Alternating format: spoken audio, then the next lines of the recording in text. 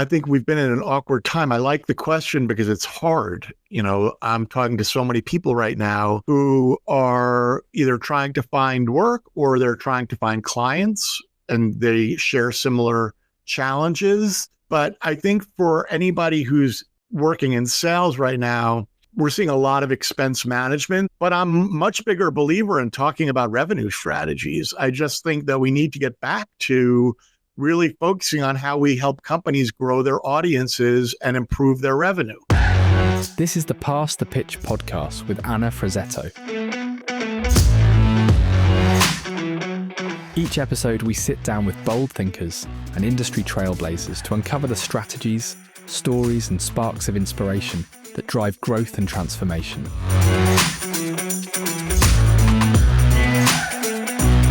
Let's get started. Welcome to the podcast. And I have to say, today's podcast is going to be extra fun. I get to spend a little bit of time with Michael Kolbrener. Now, I have known Michael for over 2 decades, which is actually kind of scary to say.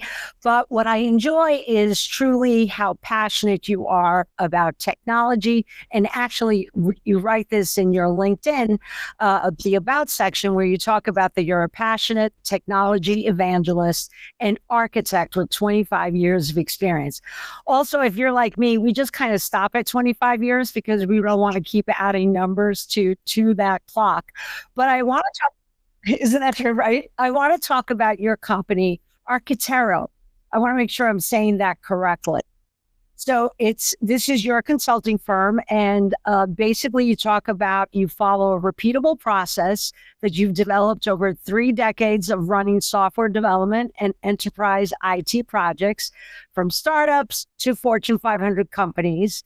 And your service relies on clarity of goals and objectives, budget and resources management, and urgency.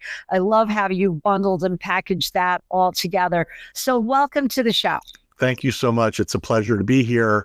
I love talking to you, so I'm excited about today. Okay, great. So we're going to do things a little bit different than normal. I wanted to kind of talk a little bit, starting off with driving growth in an organization during volatile times. And it's so hard because if you look at companies, no matter what company I talk to, it's a constant pressure of, we don't know what the future is, which is, there's all this uncertainty, there's all this negativity. And it's like, how do you manage through that? So what do you see?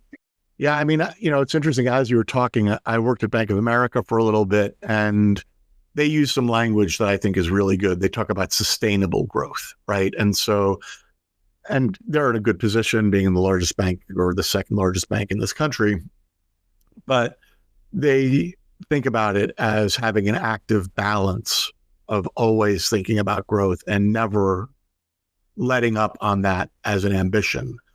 And I think we've been in an awkward time. I like the question because it's hard. I'm talking to so many people right now who are either trying to find work or they're trying to find clients, and they share similar challenges. You and I have talked about the fact that in an election year, things can be difficult. I think it's also add on to it that people aren't sure what their AI spend should be, meaning they don't know if they should be spending on their existing platforms or if they should be waiting for some magic bullet that's going to solve some bigger problem. But I think for anybody who's working in sales right now, we're seeing a lot of expense management. So appealing to things that create expense management, I think from a sales standpoint is good. But I'm a much bigger believer in talking about revenue strategies. I just think that we need to get back to really focusing on how we help companies grow their audiences and improve their revenue. I work with startups a lot.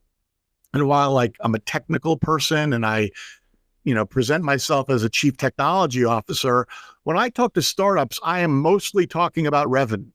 I want everybody to be focused on the goal is revenue. We're going to build a great product. There needs to be an audience. And the way we demonstrate that is through revenue.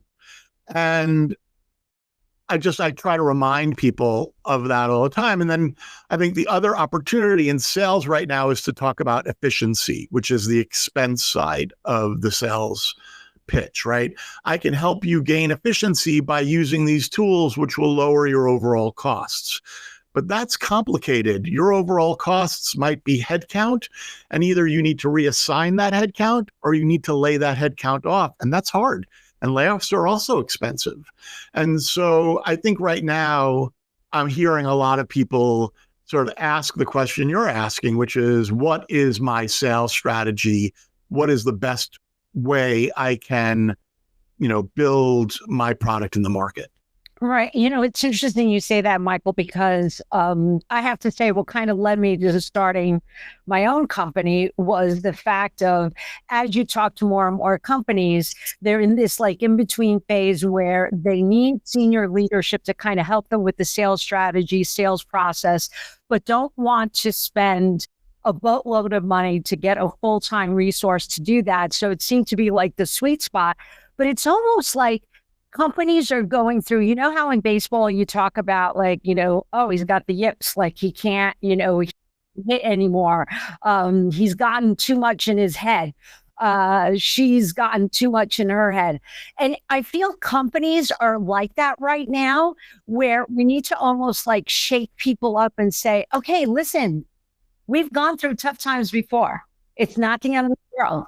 Let's buckle up and, navigate this next part. Yeah, I think the part that I would add to that is believe in the product that you have, demonstrate the value it has in the market, and, be confident about that. I think you're right. The yips include this lack of confidence. Oh, I'm not sure if people in the market want my product.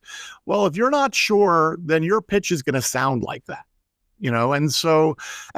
Listen, this happens to me where, I talk about technology and I feel a little bit discouraged by the reaction I get when I talk about people making a spend.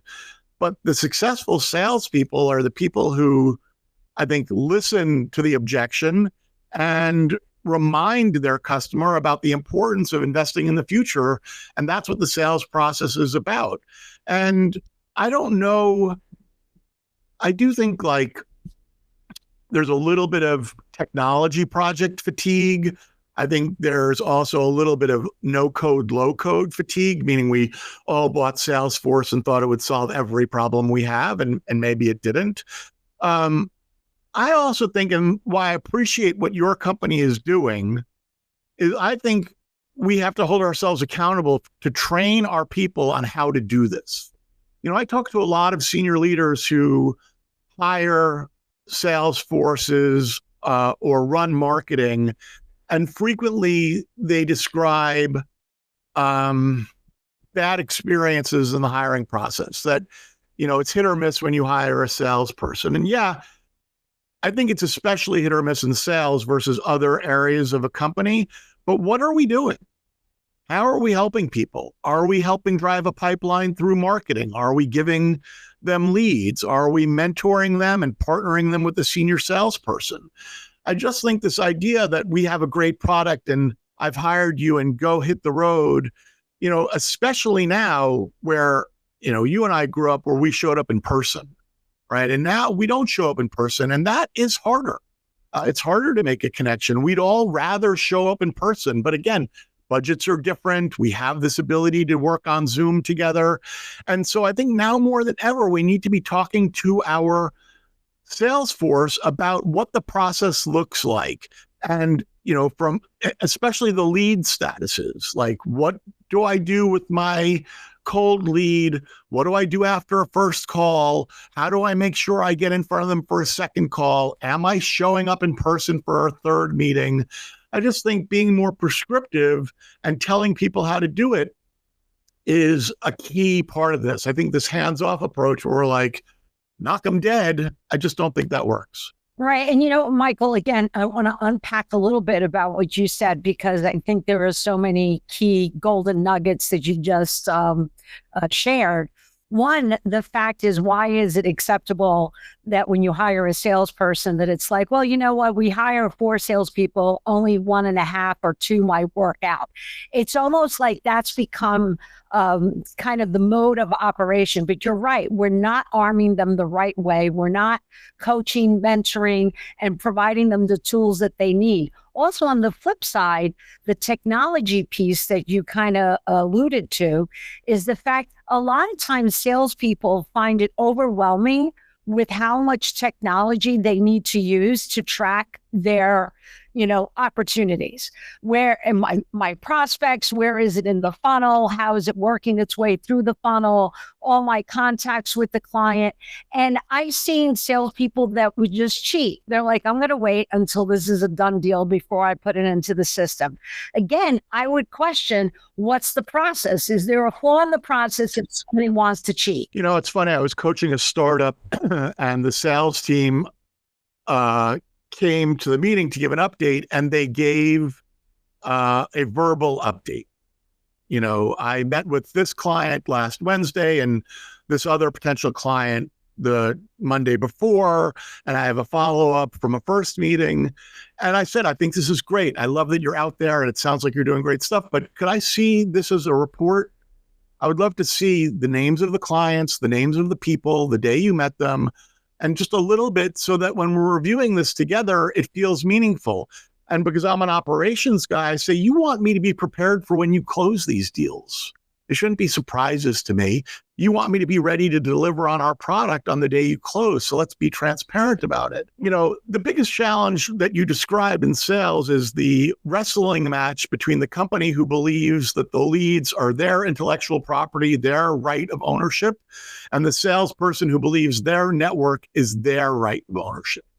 And look, I'm the enterprise guy. Like, we own all the data. Like, you come to me and you work in our company, then yeah, you need to share your information about all of your salespeople. And I think the way to hold people accountable is not difficult. It's like, okay, just show me the report. I do want to hear your story. Like, especially with a salesperson, I do think it's important for them to be able to tell the story about what they're doing. It's an opportunity to encourage them and motivate them.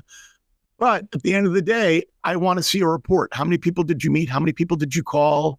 And it's not punitive. They all think that it's punitive, like the old joke that when we used to tell people to keep their timesheets, and people would say to me, well, I'm worried that you're watching me. And I would say, yes, I'm watching you. That's my job. And so with salespeople are like, well, I don't want you looking over my shoulder. Well, what else? What other job do I have? I'm your manager. I need to hold us all accountable to hit our goals. I have a boss who's saying, how is my team doing? So I need good information so I can celebrate you throughout the organization. And so I think that's definitely changing a little bit. I think the other thing we have to tell salespeople is we have to tell them that their job is hard, that the whole organization appreciates that they have a hard job, and that it's not easy to close deals, and that we need to be supportive and patient. I don't do punitive style management. I may have once years ago, but I don't. And even I never really did. I was tough. But with my teams, it's hard enough to come to work and do a good job every day. You've got to be supportive. And I think for sales teams especially, you have to create an environment where they feel motivated and energized. The best CEO sales guy I ever worked with is the Guaranteed Rate CEO. It's a large non-bank lender based out of Chicago. His name is Victor Ciardelli, and he's a master motivator. He gets his entire loan officer team on a call every week, and regardless of the economic conditions and the realities that are occurring, he is motivating them. He's motivating them financially. He's motivating them with the product line. He's motivating them with the brand, and I think that makes a big difference. It's why people want to go work for that guy. Right. I mean, look, I know I've been a salesperson most of my life, even though I started off, operational and coding and developing. I do think it's one of the hardest jobs out there because you're constantly dealing with, the ebbs and flows. It's an emotional roller coaster ride at times because you're going to close a deal, you're not going to close a deal. And if you start feeling what have you done for me lately? It really does make you feel, oh, I don't belong here. I'm going to go someplace else. And that's why turnover rates are so high in salespeople, because they don't feel appreciated and will pick up and go someplace else if it makes sense. And like, I think our operational backgrounds contribute to how we think of this. And like, if I see a salesperson who is taking a lot of meetings but not closing, well, that's an opportunity for a discussion. That not being able to close may be the salesperson. It may be about our product, right? And that's an opportunity. Now, a person who's not taking the meetings, that's a different problem, right? And so I agree with you. We can't just look at it like performing, not performing. It's not binary. It's what is happening that's positive, what's happening that's negative, and how do we support this person close the deals? And I always tell my operations teams, like, just be aware that it's hard to be in the seat where we're all looking at you and going, what'd you close this week?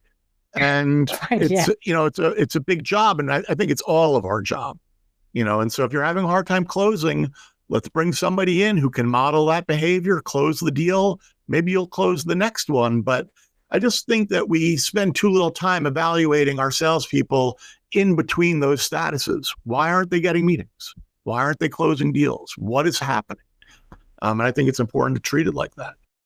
Right. No, great point. Okay, so let me move on to the next topic. I wanted to talk, I know that this is a topic that we often talk about on a personal level, impact of culture, right? So when I was originally, thinking about this particular, area of discussion, what kind of motivated me was the fact of first generation Italian in this country.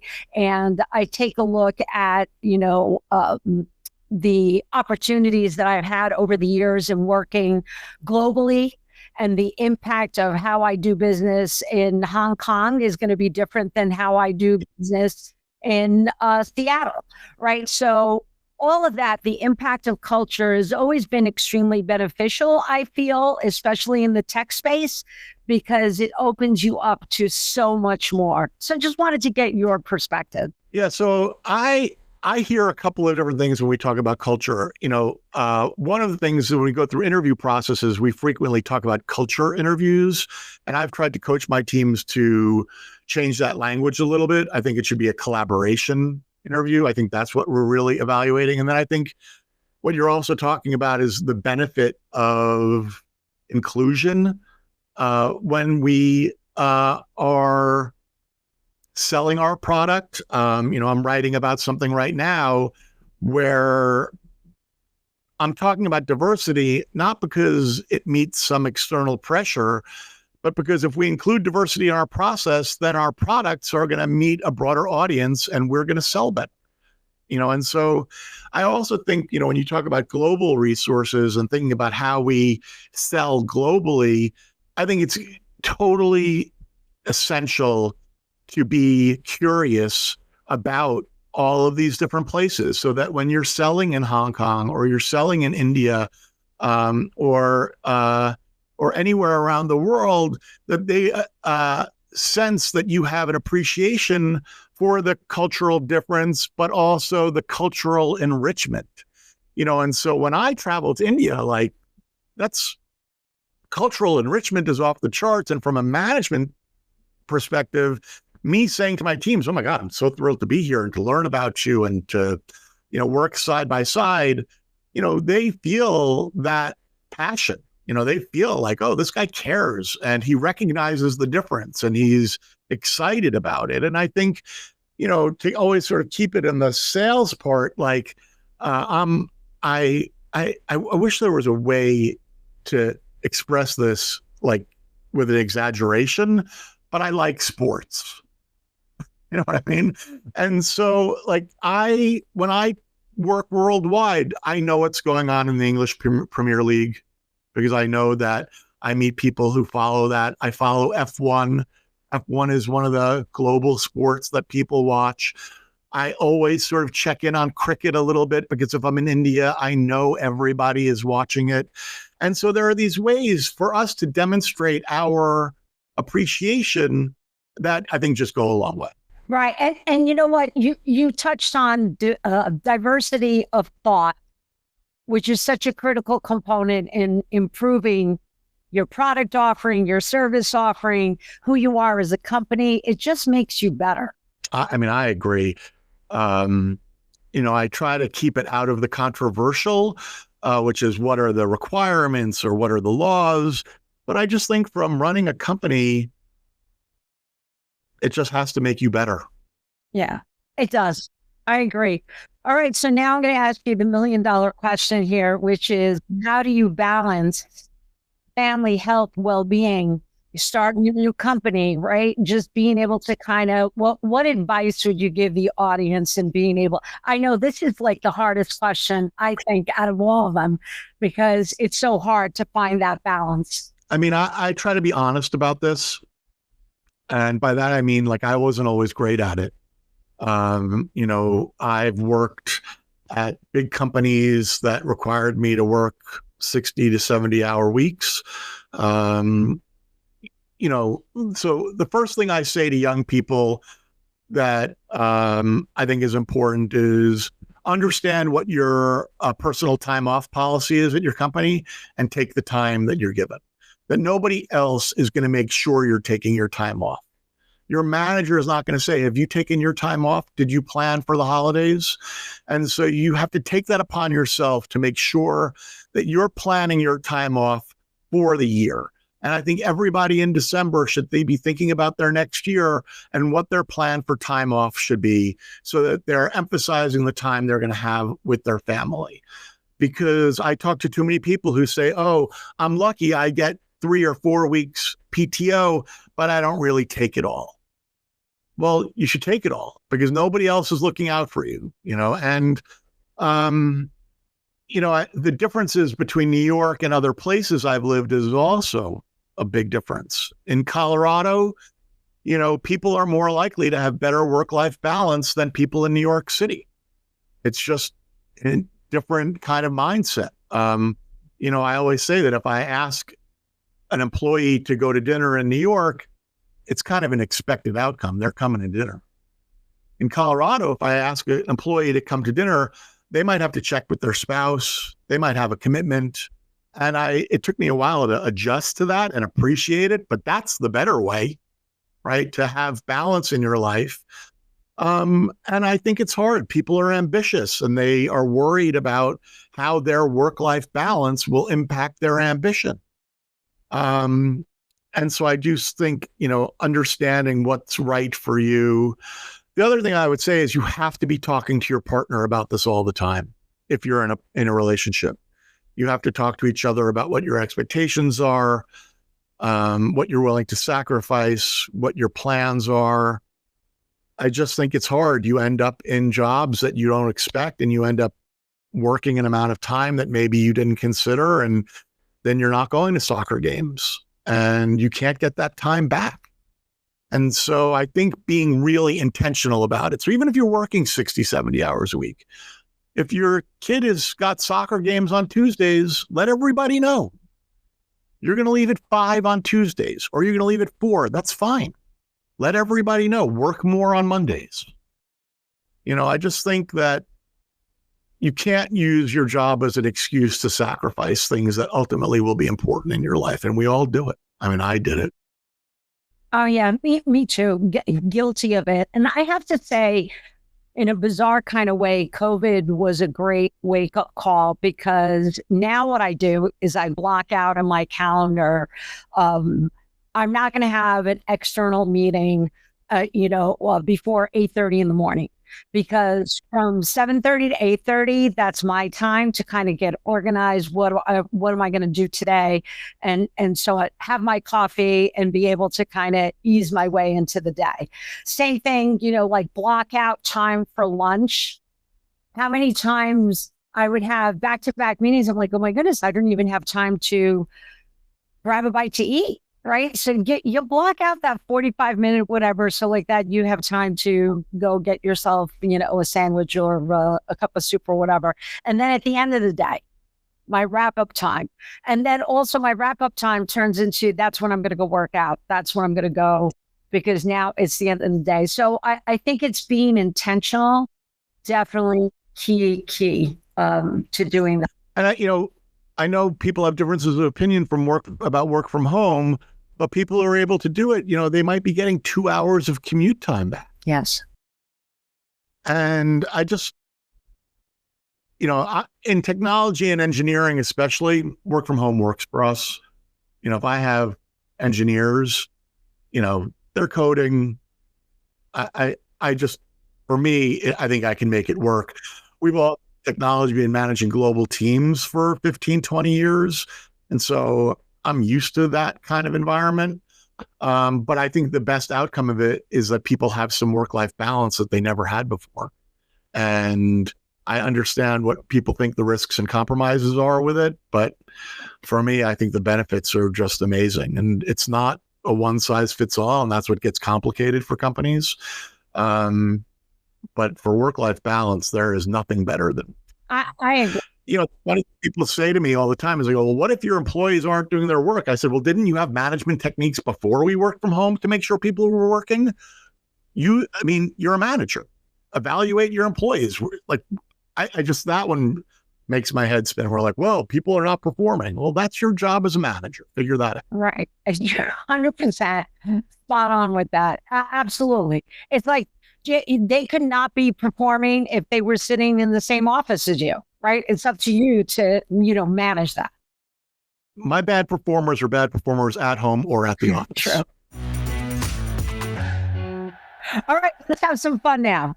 I'm going to surprise you with a few questions. We're going to kind of do this like Kohlbrenner style of interviewing. So I'm going to ask you a question. Yeah. And then you got to respond. All right. What's the most unusual item on your desk right now?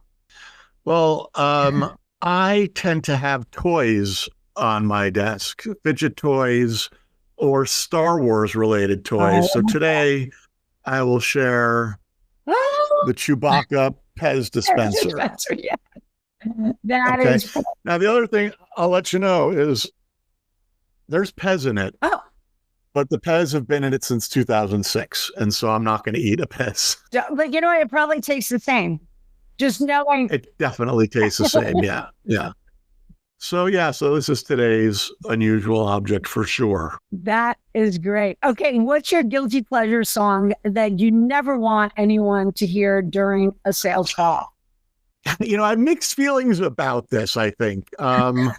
Maybe I want them to hear it during a sales call. You know what I mean? Like a great closing song. Lately, it's been AC/DC Thunderstruck. Oh my God. I think if you played that in a sales call, it wouldn't go over great, but I'd be like, yeah, we're closing. Either that or it's like a walk-up song. Yeah, it's like a baseball walk-up song. Like, it is. I like to walk into that room with that music playing so they know we're doing business. We're doing business. Oh my God, the client's gonna go running. Yeah. That's why I struggle with sales. Oh my God, that's awesome. Okay, who would play you in a movie? An older person. Mandy Patinkin, the singer, actor. He was in Princess Bride. He played Inigo Montoya. And then I think he was in 24. Oh, wow. Yeah, I think probably him. I got a lot of Jerry Garcia at one point in my life, and I would be like, kind of a good-looking Jerry Garcia, though. I mean, not to say he's not handsome, but he's not everybody's taste. You know what I mean? Yeah. That's great. That's great. Either way, that's fantastic. Okay, if you were a superhero, what would your sales-related superpower be? Well, let's just start with if I was a superhero. That'd be awesome. You know what I mean? I joked all the time when COVID started that maybe the reaction we'd have from the COVID vaccine is maybe we'd get our superpowers. Maybe that would be a fantastic outcome. That would have been cool. Look, that turns out to be an easy question. If I were in sales and I wanted a superpower, I would want mind control. Mind control. Love that. Okay. I mean, I would be closing deals. They'd be like, what? And I'd be like, yeah, mind control. That's the same Be one. like a Jedi. I'd be like, this is a product you must have. This product will ensure your happiness forever. Yeah. And then all of a sudden, Yeah, that's the one. That's the one I would say too, hands down. Okay, what's one word your colleagues would use to describe you on a Monday morning? Remember, keep this G-rated. then I have nothing to say. Recalcitrant, which I think means struggling with authority. Oh, that's a good word for you. That is a good. Yeah, I really try to blend in, and it's just not working. It's not working. You're trying. It's not working. No, that's a good word. Well, listen, Michael, thank you so much. This has been a sheer pleasure having you on the show today. I appreciate it. Thank you. Thanks so much. Thanks for listening to the Pass the Pitch podcast with Anna Frazzetto. Don't forget to subscribe and share. In our next episode, we talk to Megan McCann about driving growth and building an inclusive workforce. See you then.